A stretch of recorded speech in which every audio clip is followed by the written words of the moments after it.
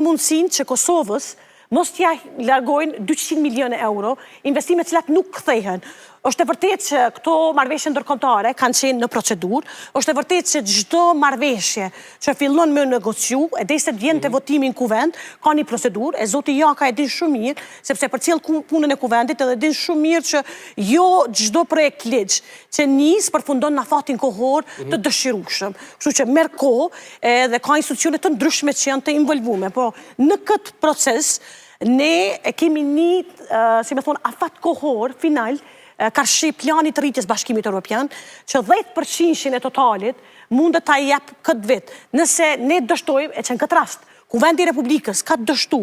për me pa këtë sfidë përpara që kemi pas si prioritet për qytetarët e Republikës Kosovës, atëherë opsioni vetëm që kalon para opozita, shkojmë zgjedhje, sepse realisht nuk ka opsion tjetër. Kështu që është kjo shumë e rëndësishme me kuptu që opozita ka refuzu dialog, opozita ka refuzu me ofru një mandatar, sepse opozita që në start u dërzu, vetëm ka bloku, ka qenë pengese vazhdueshme në proces, mirë po nuk ka ofru zgjidhje. Nuk është konferenca jashtëzakonshme zgjidhje në krizën cilën jemi. Është realisht ballafaqimi politik i brendshëm në foltorët Kuvendit të Republikës Kosovës. Jakaj, për fund argumentet tua dhe çështjet procedurale në takimin e nesërm dhe çfarë ndodh me ditën e zgjedhjeve.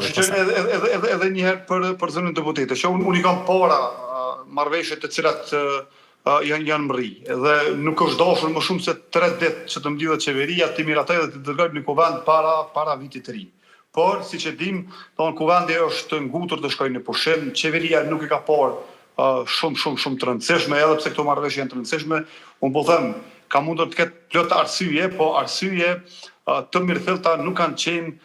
të sakta që këto marrëveshje të mos procedohen për kuvend, qoftë edhe në muajin shkurt të këtij viti, domethënë para përfundimit të këtij afati. Por tani më ka kaluar kjo gjë dhe unë besoj,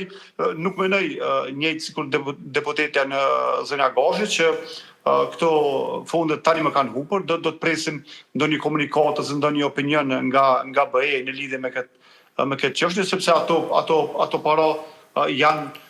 për Kosovën dhe nuk do të duhej që Kosova të shmon me nesër në takim. Jakaj dhe si do të shpallën zgjedhjet. Të refuzimit, po për shkak të një situate të re politike që ka qenë e paparashikueshme. Çfarë ndodh nesër dhe si do të shpallën zgjedhjet proceduralisht?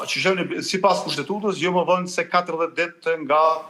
dita e dështimit, domethënë nga data e sotme edhe 40 ditë të tjera, por jo më vonë se 40 ditë, domethënë zgjedhjet mund të bëhen edhe brenda 30 ditëve, por jo më vonë se 40, jo